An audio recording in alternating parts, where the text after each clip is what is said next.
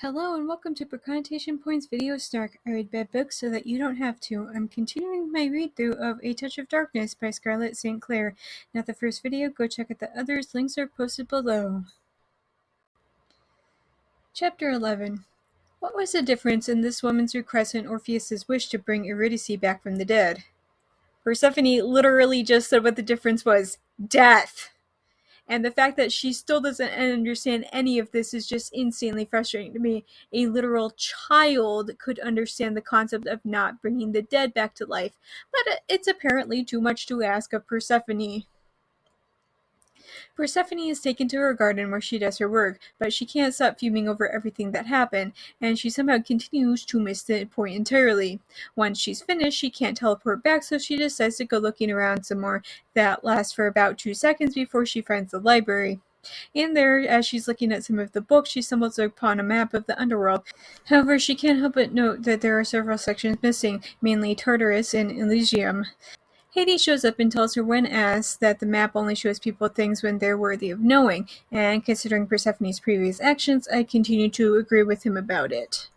He then tells her that he took away her favor of teleportation because she's stormed out on him. Persephone acts like she's never once been told no her entire life. And I get that this book is trying to set Persephone up as the victim of some Mother Gothel-like figure. Demeter locked Persephone in a greenhouse, and I'm still trying to figure out why she even let Persephone go out to attend college. But literally nothing about Persephone's personality or actions indicate that this is a girl who was psychologically tortured and abused for most of her childhood. The only thing that I get here is an entitled brat who got everything that she ever so much as thought about wanting. Especially because, as Hades is quick to point out, when Persephone started to lose her argument with Hades the other day, she literally stormed out. Hades would rather that she sit down and talk things through like rational people, but therein lies the problem, don't you see? Persephone isn't rational. She's somebody who has never once needed to actually grow up, which is circling back to my problem with what the author wanted to portray in her novel, mainly Demeter being this Mother Gothel figure, and what was actually written, Persephone being an immature brat.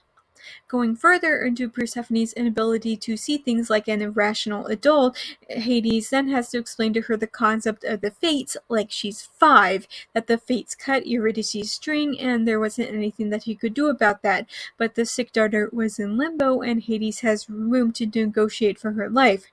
And despite the fact that this is the world that Persephone lives in, she still doesn't understand what Hades is talking about. Are you asking for yourself or the mortals you claim to defend? You only became interested in my business ventures after you entered into a contract with me. And there it is. Cue mic drop. Persephone tries to call him out on his nonsense, but Hades is quick to ask her one more simple question. What did she desire to learn about? And as bright as she is, Persephone doesn't even know what her own desires are. This is so insanely frustrating. Hades tells her to go home and that she can borrow the books that she pulled from the shelves. He calls her Lady Persephone and goes on to say that she's a god no matter if she acknowledges this or not. Persephone says that she barely has powers and that she's a minor goddess nobody knows about. But Hades chides her and says that she'll never reach her full potential while she's limiting herself so much. They then return to Nevernight. Chapter 12. After Persephone returned home, she spent a lot of time working on her article about Hades. However, the things he said to her about how she didn't care about the mortals caught up in his contracts until she herself was also caught keep circling around in her head, and as usual, the point of that conversation continues to fly right over her head. She goes to bed, but is awoken not long after by Alexa, who shows her an article about Hades. Her article, one of the earlier drafts that she'd been working on. Persephone is the writer, but she knows that she didn't submit that for publication. However, as she continues to read the article, she notices a lot of details that she'd never written.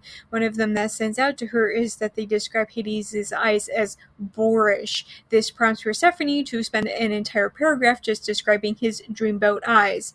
Can we just get back to the wrongfully submitted article, please? Jeez, why? However, despite me constantly calling Persephone out on how dumb she is, at least this is one mystery that even she can solve. And in less than a page. So, good job. Bar was on the ground with it, but at least you cleared it. There was only one person who saw Persephone with Hades and who also had access to her drafted article, Adonis. Persephone starts to get ready to go to the office to get the article removed before it could cause any damage, but Lexus says that it's too late, that Hades has a team of people who look for stuff like that. She storms to the building where Valerie briefly tells her that she has a bunch of voicemails that were forwarded to her number, but Persephone doesn't have time for that and goes to confront Adonis. He basically thinks that she would have chickened out over publishing the article, so he did it for her. He acts like it was some sort of a huge favor, especially how he was so kind to sprinkle in some unsavory details about Hades' appearance throughout. Dimitri calls Persephone into his office. She thinks that she's going to get fired, but instead he asks for her to write more about Hades, saying that she's barely scratched the surface. He asks her for a weekly feature, but when she reminds him of her academic commitments, he changes it to a monthly. He asks for her to dig up everything she can about Hades, including his hobbies and such. Persephone can only think about what Hades will do to torture her, and she also worries that he won't kiss her anymore. But she says the latter like it's somehow worse than being literally tortured, so it's really hard to take her seriously. On the university campus, Persephone is bombarded by a lot of different people who'd read the article. Dimitri had told her that people were curious, and he was right. They don't know much about Hades at all. Lexa calls her to offer congratulations about Persephone's assignment. Once again, it doesn't take much for Persephone to figure out where this news came from. Lexa suggests that they go to Aphrodite's nightclub to celebrate. But just then, Demeter shows up, because it's been a while since she popped up to remind us how terrible that she is. She says that she knew that Persephone had been to Nevernight several times, and that she tracked Persephone using the GPS on her phone. Persephone is just flabbergasted by the new lows her mother is stooping to, if only because Demeter didn't even buy Persephone's phone, Persephone did. "Oh, my flower, I cannot stalk you. I am your mother." That's not how any of this works, holy Persephone tries to leave, but finds that she literally cannot move her feet. Demeter has literally stuck her daughter's feet to the ground and says that she hasn't dismissed Persephone yet, and then tells Persephone that if she ever goes back to Nevernight or the underworld again, then she'll put Persephone back into the greenhouse. When Persephone tries to say that she'll never forgive Demeter for something like that, Demeter only just laughs and says that she doesn't need forgiveness before she leaves. Persephone then agrees to Lex's offer to go to Aphrodite's nightclub and thinks that she wants to get drunk in order to forget about how terrible that her day has been. Thanks for listening to my book Snark on YouTube. New videos are up every Monday, but stick around because I sometimes drop random videos on other days too. Just as a reminder, even if you can't financially support me, there are other ways to support me.